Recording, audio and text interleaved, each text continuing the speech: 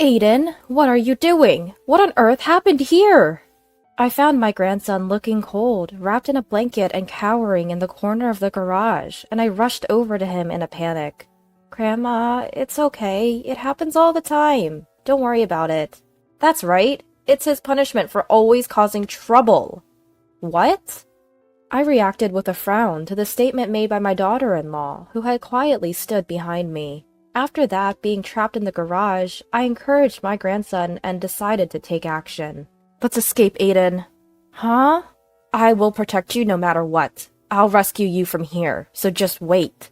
I said this and took my mobile phone out of my pocket and called someone. My name is Mary. I've reached the age of 70 and run a candy store with my sister, Dorothy. After my husband passed away and I was left alone, I seemed to be standing on the brink of despair for a while. My sister, who couldn't bear to see me like that, invited me to join her. This shop belongs to my sister and her late husband, and I'm here to help, so to speak. My sister's husband died quite some time ago as well. This shop, a memento of her husband, is something she's determined to protect, and I want to support her in that. So I decided to work as a helper. Mary, what are we going to do for the New Year's celebration? My sister has always doted on me. She acted as a parent in place of our busy parent. To me, my sister was indeed like a mother. I guess we'll probably go to Oliver's place again this year, huh? I've promised to show up, and I've told Aiden as well. Oliver is my son. He has a child with his wife, Emma, and that's my grandson, Aiden. By the way, how old is Aiden now? I think he's 20 years old. Is he still staying at home all the time? At my sister's words, I let my expression darken. My grandson Aiden apparently started shutting himself at home after attending college for a while. It seems he was bullied, and he even dropped out of college this year. Currently, he's unemployed and doesn't step out of the house at all. It seems so. Really? Aiden used to be such a social and cheerful child. My sister is right. Up until high school, my grandson was lively and had a life that had nothing to do with shutting himself at home. But then, one day, he suddenly became reclusive, and I was unable to hide my surprise when I heard about it. Then you should take this to him. As I recalled the situation and looked gloomy, my sister handed me some sweets. Dorothy, here! When you're feeling down, having some sweets and taking it easy is the best. The candy Aiden used to love is back in stock. If you like, take it to him. My sister, who smiles so brightly, is reliable and shed a bright light on my darkened heart. Time passed and the season turned to the new year. I was visiting my son's house. It must have been cold, right? Come on in, please. My son's wife took my coat and guided me into the living room. I thought she was really considerate and a good person, but then something happened that nullified that impression. Thanks, Emma. By the way, where's Aiden? I couldn't find my grandson anywhere. Even though he usually stays holed up at home, he shows his face and smiles at me whenever I visit. But on this day, he's nowhere to be found. I had heard my son would be back from work in the evening, but I haven't been told anything about my grandson. Is he in his room? That's what I thought when I was about to head there. Aiden's out shopping right now, Emma shouted, as if to stop me in my tracks. I jumped in surprise, but even more shocking were her words. Shopping? Aiden is able to leave the house now? My grandson, who hadn't left the house for the past year, was taking an unexpected big step. I was so moved that I inadvertently let out a loud cry. Yes, it seems he finally found the courage.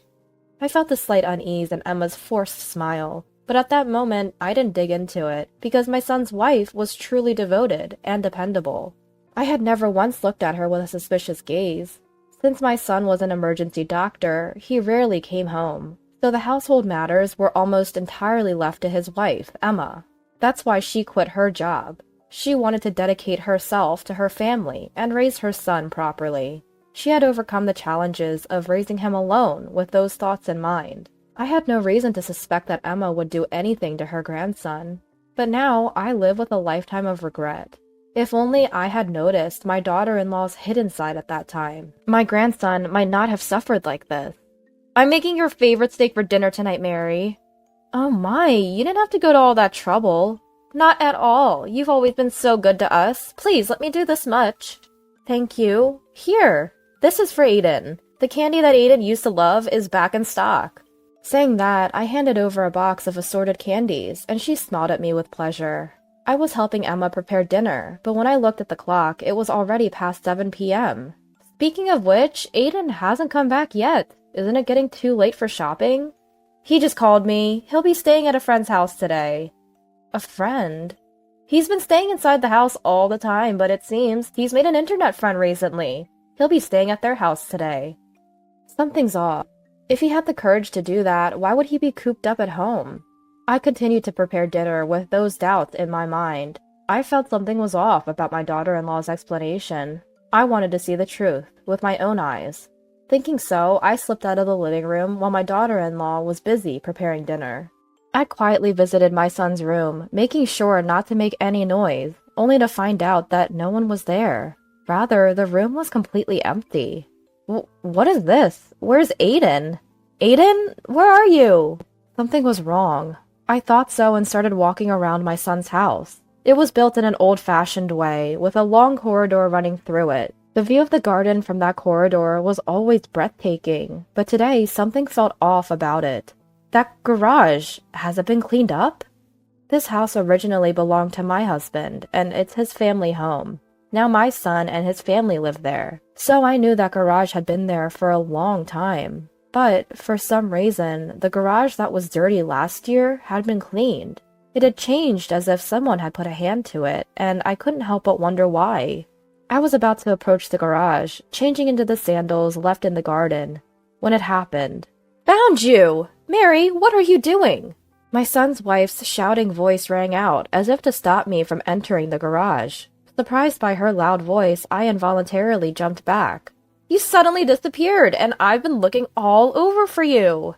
"Emma, I'm sorry. I thought I'd take a look at the garden, as it's been a while." "Oh, come on. Please let me know next time. This house is so big, it's hard to notice if anything happens." Her laugh was somehow frightening, and I took a step back, forcing a smile. "Aiden came home when he heard you were here, Grandma. He's in the kitchen now. Shall we go back?" Came home. That one sentence filled me with unease again. For my grandson who had been staying home, a chance to play with friends should have been extremely valuable. I was happy that he was pleased to see me, but would he really come home just because of that? My suspicions grew towards my son's wife as we headed back to the living room together.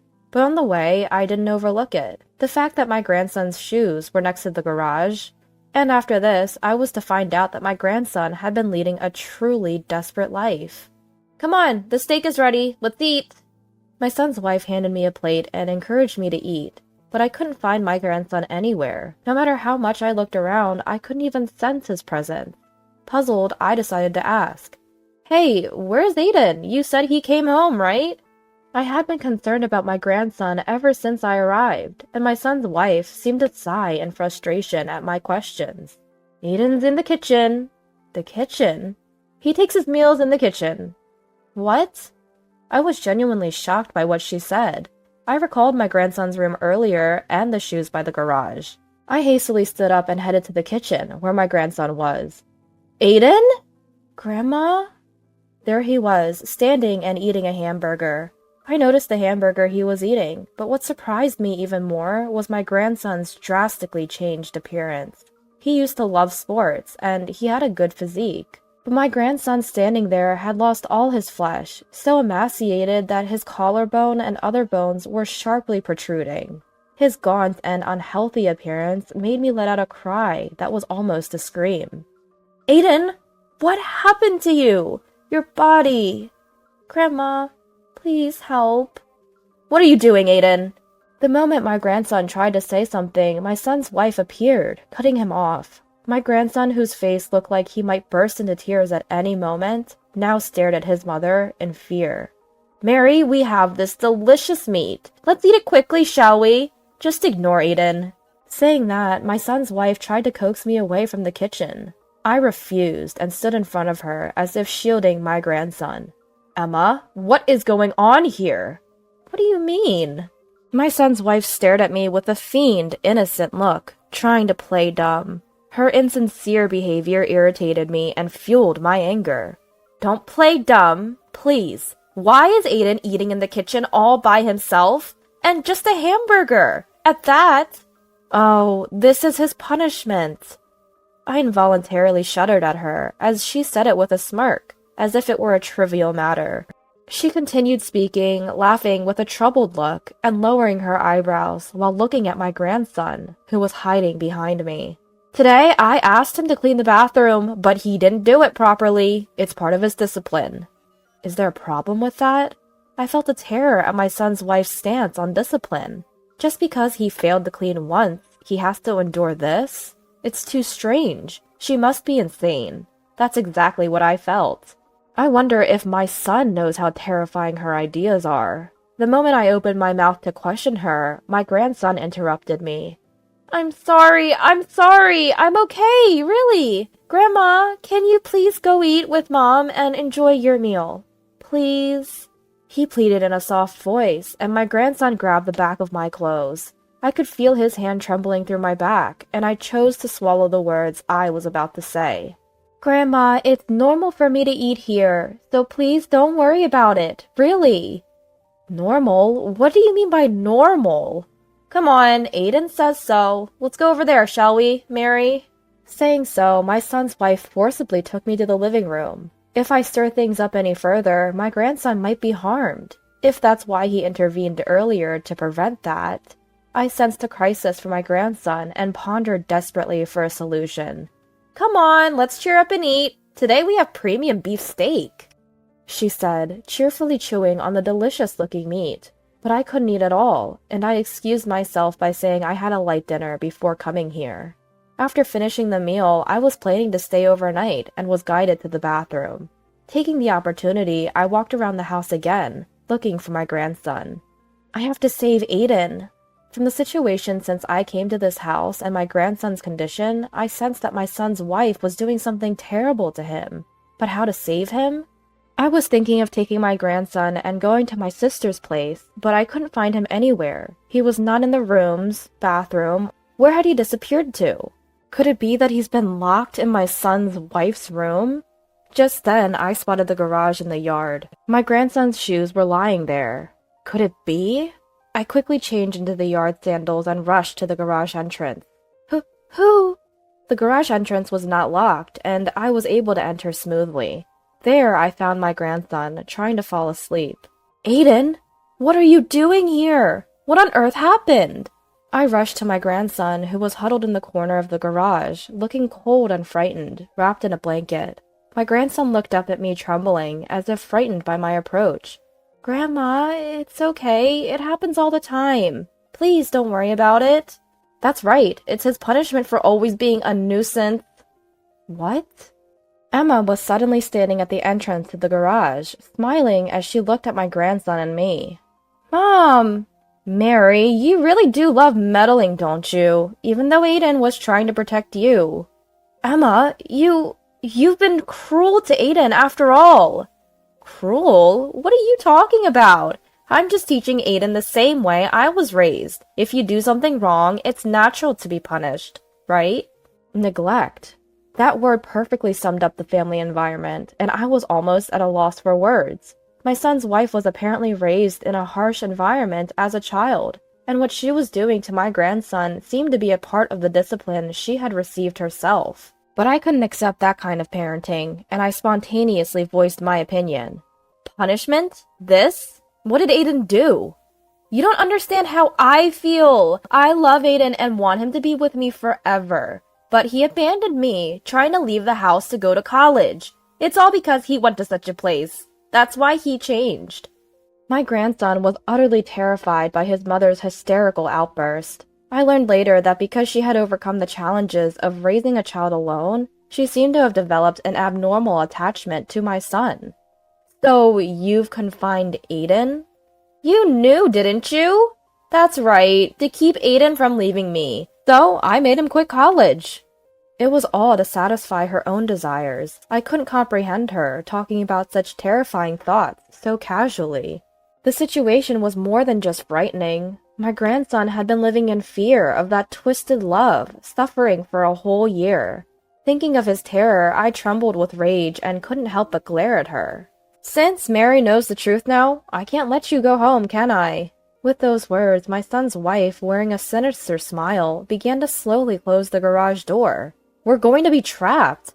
I realized it too late, and by the time I started to move, it was already too late. After a loud metallic clang, I heard the sound of a clock. I'll think about what to do with Mary overnight. For today, you two, Aiden and you, will just have to sleep in the garage and reflect on things. My son's wife seemed relieved that she had locked me and my grandson in, and I could hear her walking away from the scene. In the silent garage, it was my grandson who spoke first. Why? Huh? Why did you come looking for me? If you had just left me alone. I couldn't bear to watch my grandson crying out like that, trembling with guilt and fear. Thinking from his perspective, this life had been so hard and painful for him. Overwhelmed by unbearable emotions, I gently embraced him. Don't talk nonsense, dear. Where is there an old woman who would abandon her precious grandson? Precious? Yes, dear. It's no exaggeration to say that my life was saved because you were born. Just before my grandson was born, I was struck with the grave illness of cancer. My body had dramatically withered away, and the disease had spread to various places. It was severe. Honestly, I thought it might be the end of my life. I was in such a state that I had prepared myself for it. During that time, Emma was in a dangerous situation during childbirth for both mother and child. It was such a difficult delivery that they were issuing warnings. But my grandson was born. At the time of his birth, I expressed profound gratitude to my son's wife, and although I had been ready for the end of my life, my grandson gave me the courage and hope to live. So you see, I decided that I must protect you. It's because of your resilience which saved my life that I have been able to live this long. My grandson listened quietly to my gentle words, and then perhaps overwhelmed by a wave of both pain and joy, he began to cry quietly, embracing me in return. I really want to run away. I want to leave here and go somewhere Mom isn't. I'm scared of Mom. If I voice any opinion, she starts screaming like she's a different person. If I didn't listen to her, I'd be locked in this garage since I was little. Even if I escaped, she would file a missing person report and I'd be caught right away. There's no escape. I had no idea that my son's wife's behavior was tormenting my grandson like this. From what he told me, all his friends were taken away by my son's wife, and there was no one to help him. It seemed he had given up hope of escaping from my son's wife. Now I'm stuck with this weak body. I'm really pathetic, aren't I? I found it painful to see my grandson's forced smile. I could feel my body trembling with anger. Let's run away, Aiden. Huh? I will protect you no matter what. I will rescue you from here, so just wait. I said this and pulled out my mobile phone from my pocket, calling someone. Hello? Mary? What's going on? The person on the other end was my sister, and I explained the whole situation to her. Rather than getting angry, my sister thought of a way to help us first. First of all, make sure to keep each other warm so you don't get cold. Oliver's workplace is that place, right? With those words, my sister asked me for the address of my son's workplace. I was certain, but I wondered what she was planning to do, and was about to ask when she cut me off, anticipating my question. We need to teach her a lesson. I'll make her understand that her twisted love is wrong. Just wait, both of you. I'll come and rescue you soon. My sister told me this unilaterally, then hung up the phone, and we spent some time just like that. It was January, in the dead of winter. Since we were in the mountains, the temperature had dropped even further. The cold was so severe that even huddled together, my grandson and I couldn't bear it. Our words dwindled, and I felt like I might lose consciousness. Just as I was about to close my eyes with those thoughts, something happened. It sounded like a fire, or some sort of accident nearby. There was a loud noise of ambulances, fire trucks, and police cars. The sound brought me back to my senses, but something about it seemed off. It was very close, and it sounded as if they had stopped right in front of our house, perhaps. Just as I thought that, I heard the scream of my son's wife. Hey, you guys! What's going on? Over here! Quickly! Break the garage lock! Incredibly, I even began to hear my son's voice from outside. Help had arrived. With that thought, I stood up and began pounding on the garage with all my strength. I'm here! Someone please help! Save Aiden! Save my grandson! Following my cry, my grandson also began to raise his voice, calling for help. We're opening it now! Please stand back! Because the paramedics shouted that, my grandson and I moved away from the entrance. The sound of the lock being broken with machinery echoed, and the moment it was destroyed, the entrance burst open with force. Are both of you okay? Dad? My son, his face a mix of panic and anxiety, appeared and hugged his son as if he were jumping on him. Seeing his father's face, my grandson seemed relieved and embraced his father, crying. Hey, what are you doing? You think this is allowed? Doing something like this without permission? Emma, unable to comprehend the situation, screamed and ranted, claiming their actions were unreasonable, but not a single adult seemed intimidated by her. Everyone glared at her, and then my sister appeared, confronting my son's wife. Don't talk nonsense! Do you even realize what you've done? My sister yelled at my son's wife in a voice louder than I'd ever heard before. We were all taken aback by her voice, but the one who was even more startled was my son's wife. You were about to do something irreversible! Don't you understand how dangerous that was? My sister yelled at my son's wife, her anger like that of a real mother, but my son's wife raised her voice to confront her. In the first place, if Mary hadn't meddled, none of this would have happened. It's not my fault, it's all Mary's fault. I'm not in the wrong. Those words of my son's wife screaming that she was not at fault made me furious, and I lost my temper. If I hadn't noticed this today, you would have continued to believe Aiden was yours, and would have kept taking away his freedom. But that's because Aiden doesn't understand my feelings. Don't force your selfish thoughts on a child.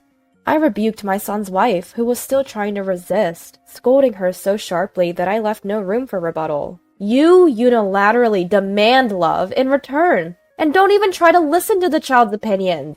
You have no right to call yourself a parent. What did you say?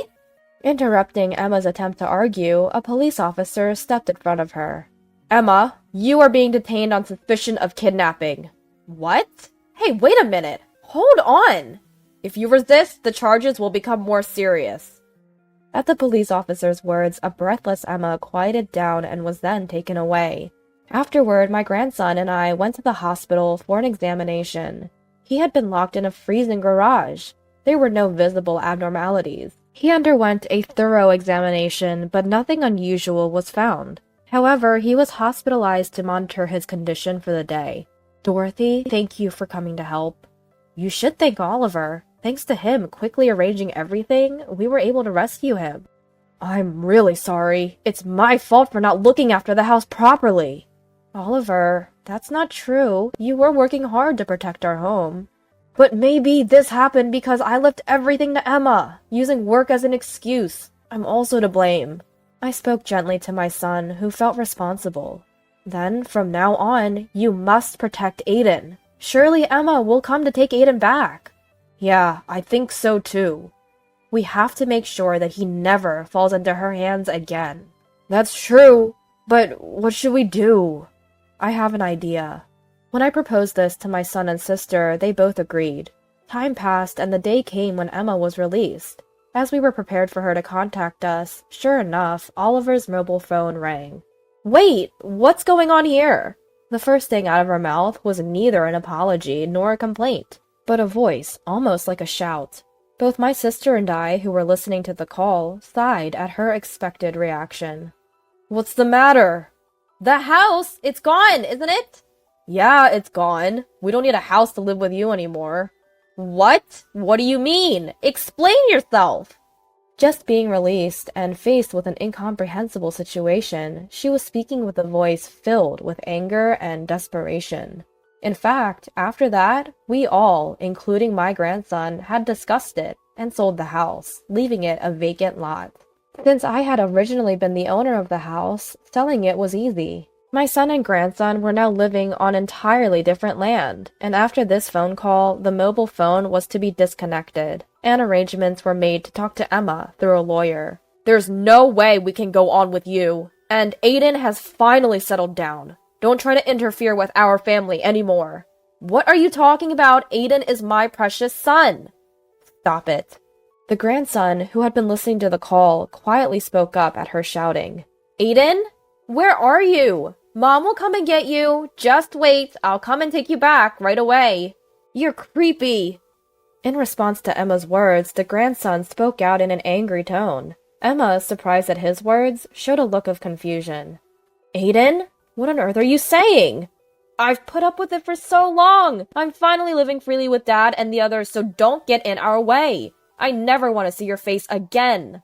The grandson who had said that was excited, catching his breath with his shoulders. I placed my hand on his shoulder and gently soothed him by patting it several times.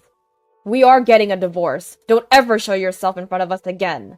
My son, who had said this, hung up the phone unilaterally and immediately set his phone to reject calls from Emma's number.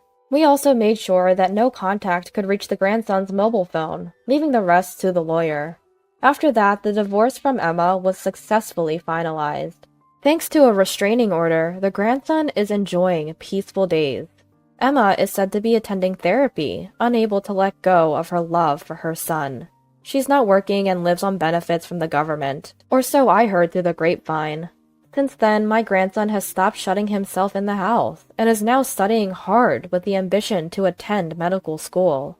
I want to become someone who can help others too. Inspired by the father and rescue team that saved him, he's been saying this and striving every day. My sister and I still run the candy store, playing with little children every day. For our grandchildren who have regained a peaceful life, and for the children yet to be born who we hope to welcome into our lives, we cannot give up on living just yet. Mom! Mike!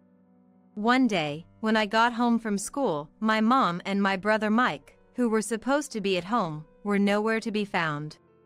Even as evening came, they didn't return, and to make matters worse, my dad didn't come back from work either. I hesitated for a moment as my hand touched the fridge handle. Normally, I wouldn't even dare to go near the fridge, let alone touch it, because my mom would scold me about wasting electricity. Overwhelmed by hunger, I finally opened the door. Inside, there were only condiments like ketchup and mayonnaise. Desperate to satisfy my hunger, I grabbed the ketchup and squeezed it into my mouth, but I ended up coughing from the strong acidity and sweet spicy taste. I put my mouth directly under the faucet and gulped down tap water. It didn't feel like it filled my stomach at all. Then, I heard a noise from the direction of the entrance. Mom! Thinking everyone had come back, I ran to the entrance, but standing there was my grandmother Susan. Mary! Weren't you supposed to be in Germany?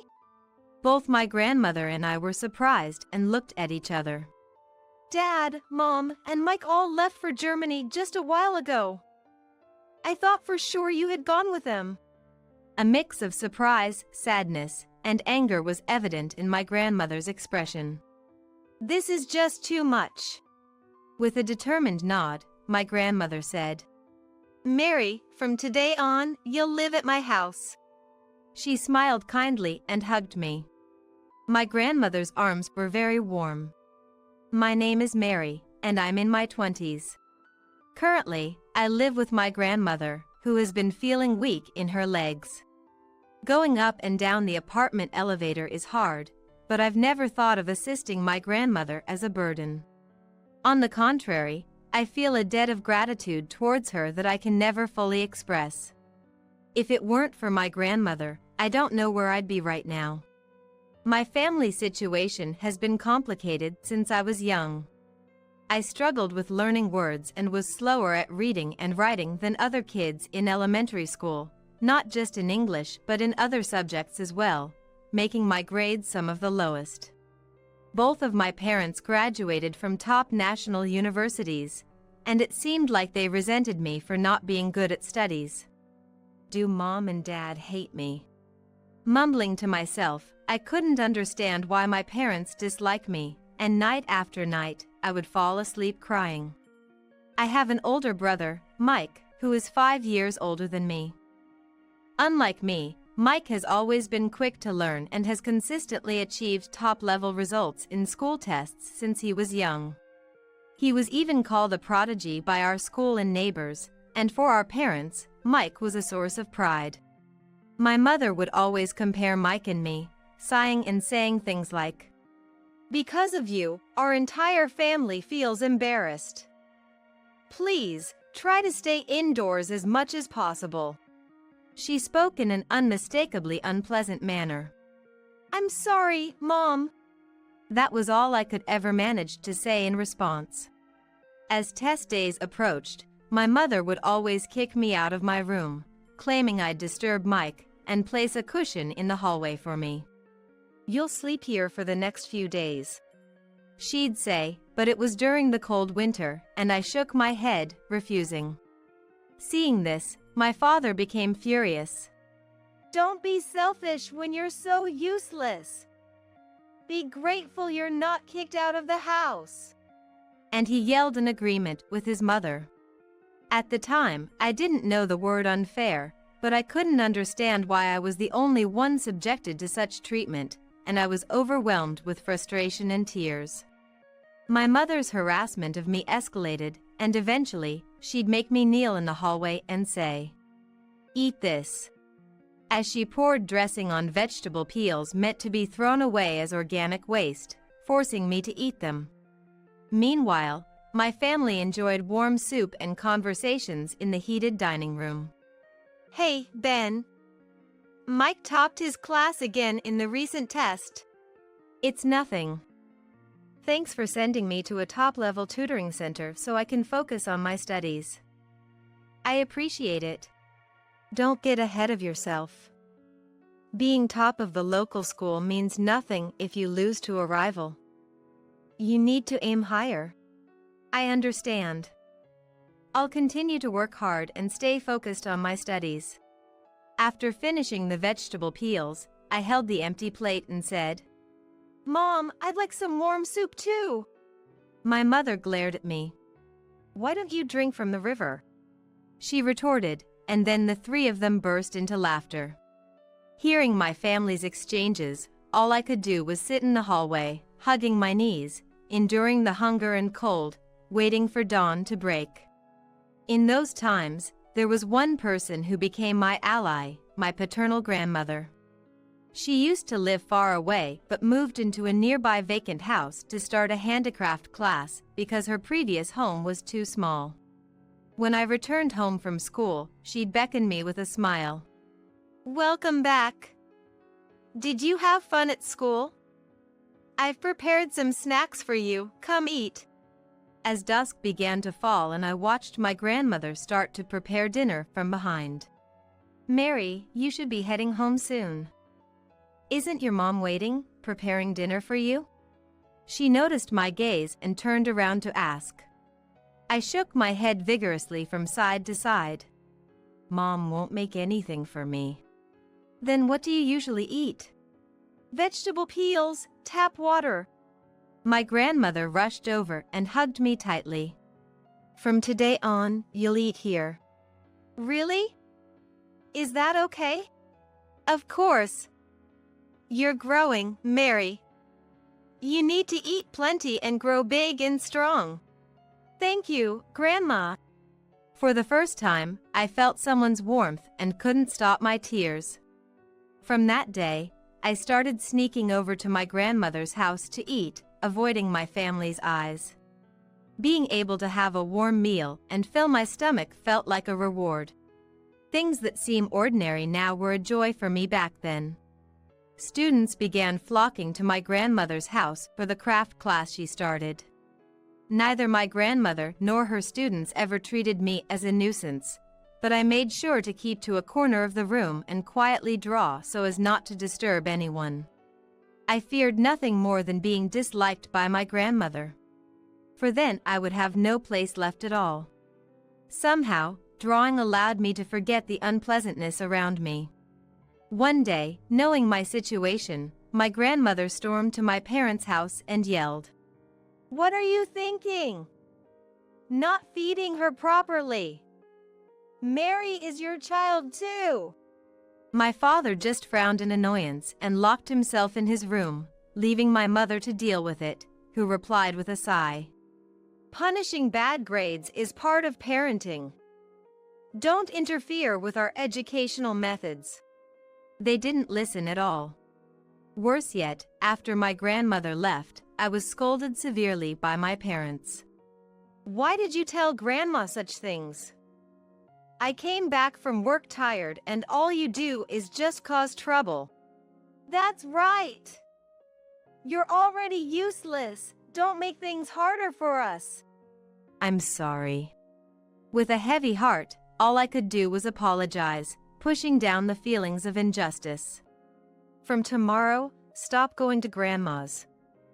Your presence embarrasses us in the neighborhood, I was harshly told. Feeling dejected, I encountered Mike as I walked down the hallway, just as he came out of his room. You've got it easy, always free to play. I have to study because I'm capable, which makes my days busy and hard. Thinking it was a taunt, I didn't reply but glared back at him angrily. Then, one day, a friend of mine works at an educational institution in Germany. I mentioned Mike to him, and he suggested we let Mike attend a university there. Wow, university? But Mike is still in elementary school. Don't worry. Regardless of age, those who are capable can aim for the top. With Mike's abilities, skipping grades is a certainty. Besides, it would be a waste to keep Mike in a low-level education through middle school and high school. It'd be like throwing tuition money down the drain. That's true. For someone of Mike's capabilities, aiming higher is essential for his future. Understood. Let's plan to move as a family soon. Thank you for doing this for me. Dad, Mom. While overhearing the conversation about moving abroad, I was seized by anxiety. I can barely read and write English. How will I manage to communicate in German after moving to Germany? Won't I just be a burden to my family in Germany? I stopped Mike as he was about to return to his room. Mike, I'm scared of learning German. That's not something you need to worry about. Mike scoffed and locked himself in his room. I couldn't grasp the meaning behind Mike's words. Does it mean that even if I can't understand German, my parents and Mike will help me? Trying to think positively seemed futile given my family's treatment of me up to now. Then, one day after returning from school, I searched the house. Mom! Mike! But my mother and brother were nowhere to be found. Evening came, and not only did they not return, but my father didn't come back from work either. That day, something strange was said to me by my homeroom teacher at school. Will your dad and mom come to pick you up later? The teacher asked with a puzzled look, but I couldn't understand what she meant and was at a loss for words. What did that mean? Was it that my parents were going to take me somewhere? But no matter how long I waited, none of my family returned. Hesitating for a moment, my hand touched the fridge handle. Normally, I wouldn't even dare to go near the fridge, let alone touch it, because my mom would scold me about wasting electricity. Overwhelmed by hunger, I opened the door. Inside were only condiments like ketchup and mayonnaise. Desperate to satisfy my hunger, I grabbed the ketchup and squeezed it into my mouth, but coughed due to the intense acidity and sweet spicy taste. I put my mouth directly under the tap and gulped down water. It didn't feel like it filled my stomach at all. Then, I heard the door opening from the entrance. Mom! Hoping everyone had returned, I headed to the entrance, but standing there was my grandmother. Mary! Weren't you supposed to be in Germany? Both my grandmother and I were surprised and looked at each other. Dad, Mom, and Mike all left for Germany just now. I thought for sure you had gone with them. My grandmother's expression was a mix of surprise, sadness, and anger. This is just too much. With a determined nod, my grandmother said, Mary, from today on, you'll live at my house. She smiled kindly and held me in her arms. My grandmother's embrace was very warm. And so, I came to live with my grandmother. When I got home from school and said, "I'm home," my grandmother would respond with a cheerful welcome back from inside the house. That was what I cherished the most. Sometimes, while I was sleeping, I would dream about my parents and brother leaving me behind and going far away. And when I woke up, I would find my pillow wet with tears. To me, who had forgotten how to smile after being abandoned by my family, my grandmother said, "Those people are not your family. From now on, I am your family." Every night, she would hug my trembling body tightly. Thanks to her, I stopped having scary dreams. "Teacher, I'm looking forward to today's lesson." My grandmother's craft class was popular, and many students came. On days when there was a class, I quietly drew in a corner of the room, careful not to be in the way. I really wanted to play more with my grandmother, but didn't feel it was my place to ask too much. If my grandmother grew tired of me, I would have no place to belong. I didn't want to lose a family again. After the class ended and the students had left, my grandmother, with a broad smile, said, "Mary, thank you for waiting. Shall we have some ice cream together?" She took out the ice cream she had bought from the freezer and handed it to me. "Grandma, this is delicious." Of course, the ice cream itself was sweet and cold, but what I loved most was spending time eating it with my grandmother. Trying to extend these moments, I ate my ice cream slowly, until eventually, it melted and dropped to the floor. "I'm sorry, Grandma." I thought she would hate me. I apologized reflexively, trembling. If it had been my mother next to me, I would have been punished by now. But my grandmother just laughed and didn't get angry. Instead, she gently patted my head. "Don't be scared. Everyone makes mistakes. More importantly, Mary, keep smiling. I love your smiling face the most." After that, I gradually began to regain my smile. After dinner and a bath, when I was ready for bed, my grandmother would teach me to read and write almost every night. This letter is written like this. Now, you try. I tried to imitate the letters my grandmother wrote, but at first, they were crooked. Don't rush. With daily practice, you'll gradually get better. My grandmother's teaching method was very clear, and my fear of words gradually disappeared. After a few years, I had grown to be able to read and write enough for daily life. I got praised by the teacher for my book report. That's wonderful, Mary.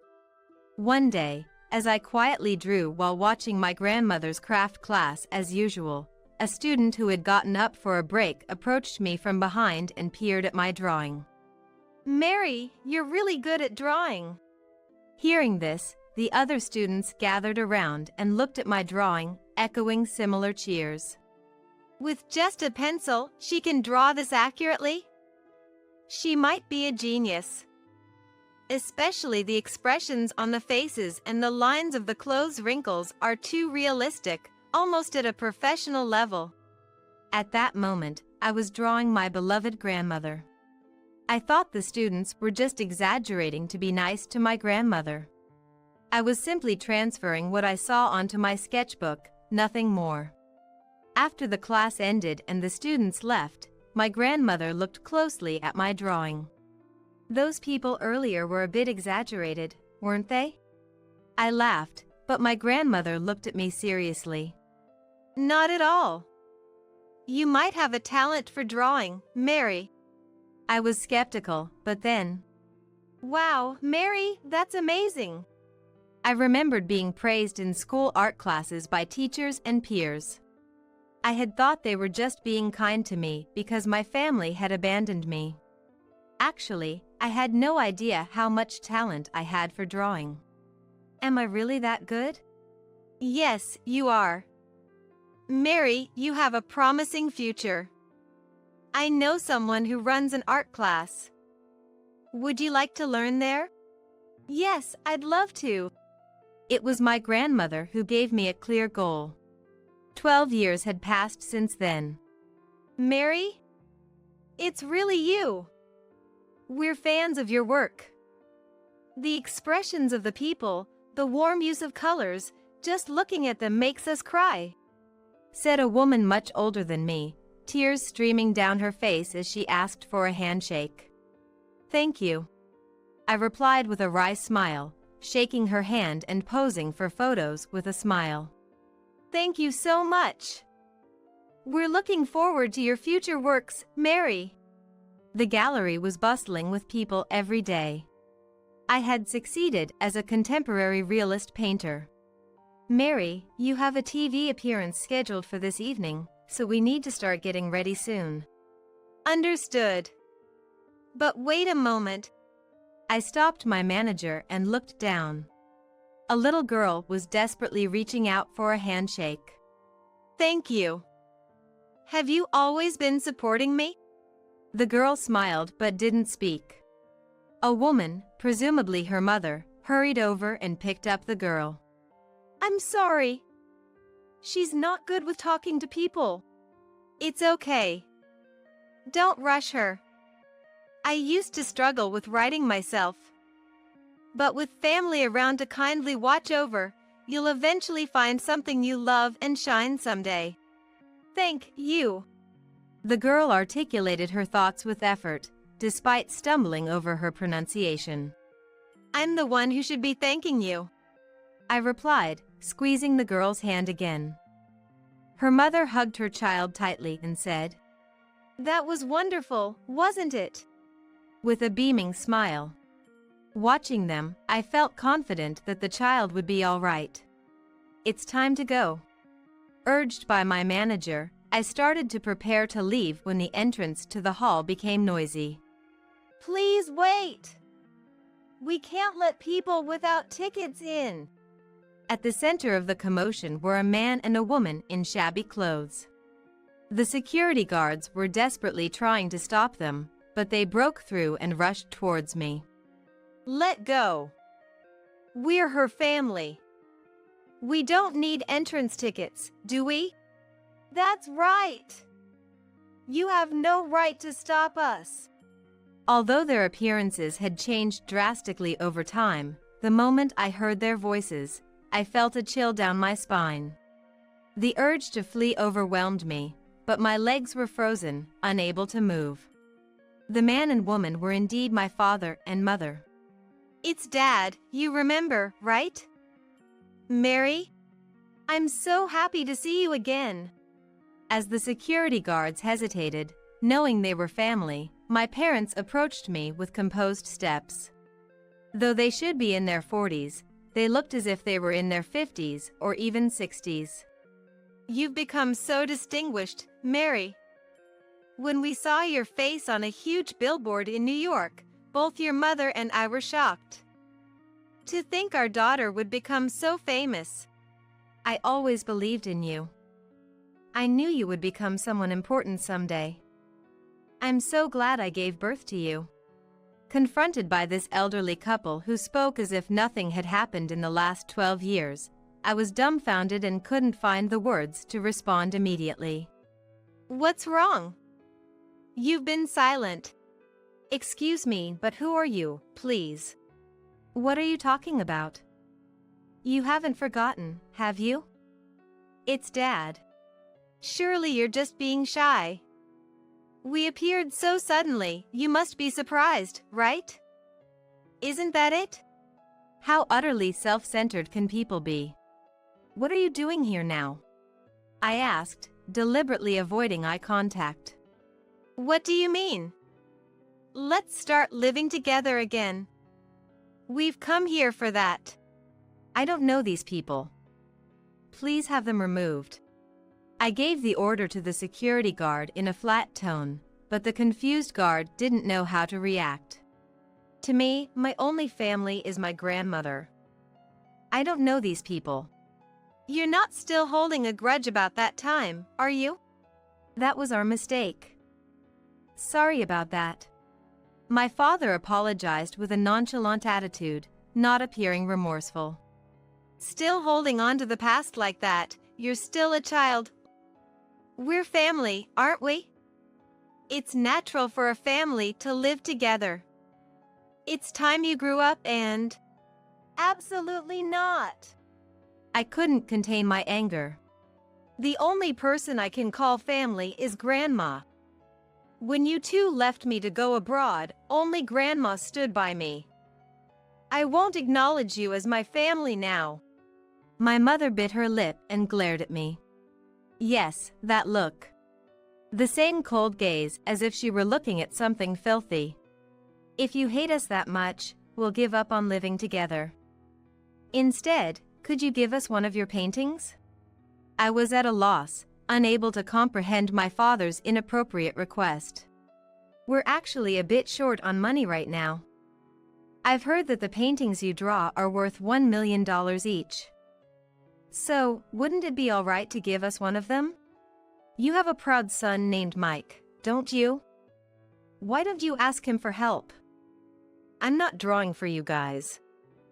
I will never give away my paintings. Don't mention Mike.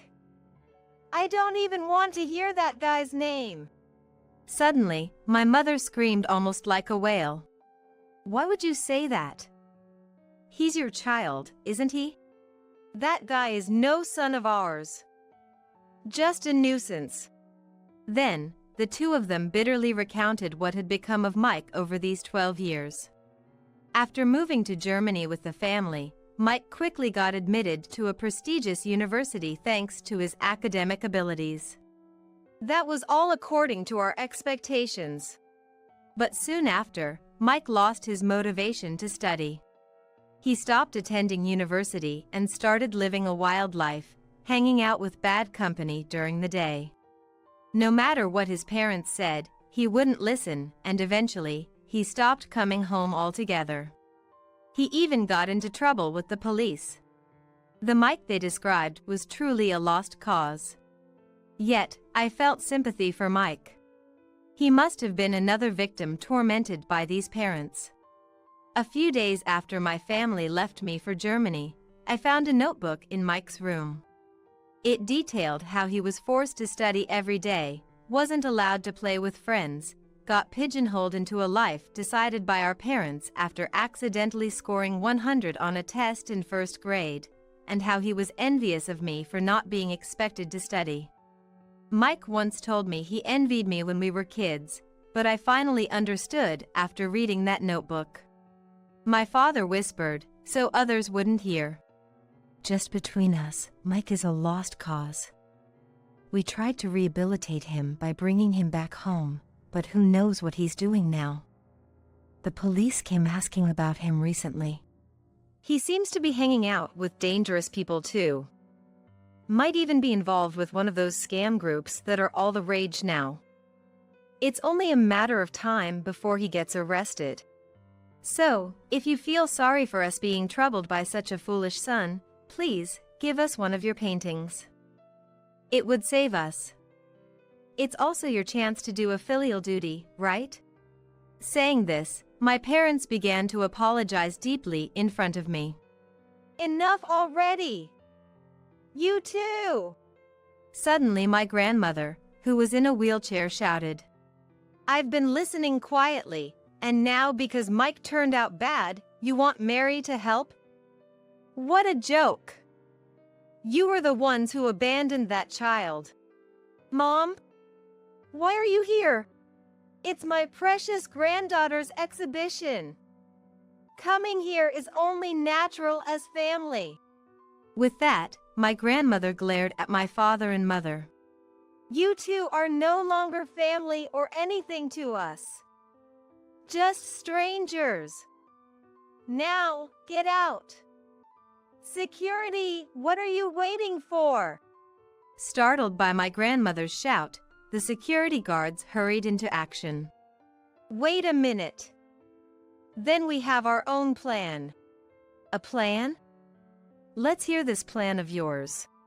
Susan, you've kidnapped our daughter, haven't you? Kidnapped? You are the ones who abandoned this child and went abroad. My grandmother was furious, but I instead offered a wry smile. Calm down, Grandma. Getting all worked up will just raise your blood pressure again. I tried to calm my uncontrollably emotional grandmother. Then, facing my parents who were smirking triumphantly, I have unfortunate news for you. Legally, Grandma and I are now mother and daughter. Therefore, she cannot be accused of kidnapping. What nonsense are you talking about? There's no way that could be recognized without the consent of the real parents. But it is recognized. I was adopted by Grandma when I was 18. Legally, adoption without the biological parents' consent is possible if the adoptee is over 18. Don't be ridiculous. How could such a thing be allowed? Despite their protests, my parents attempted to sit down in the gallery but were taken outside by police officers who had been called to the scene. Mary, are you okay? My grandmother asked, gently patting my back with her usual kind smile. Don't worry about it, Grandma. I'm fine, I replied with a broad smile. After being taken to the police station. What a nerve to call yourself a parent! My parents were reportedly harshly reprimanded by the officer in charge. A journalist friend let me in on that bit of information secretly. Later, I learned through the news that Mike had been arrested for fraud. The TV screen showed Mike being put into a police car, but he bore no resemblance to the prodigy he once was called.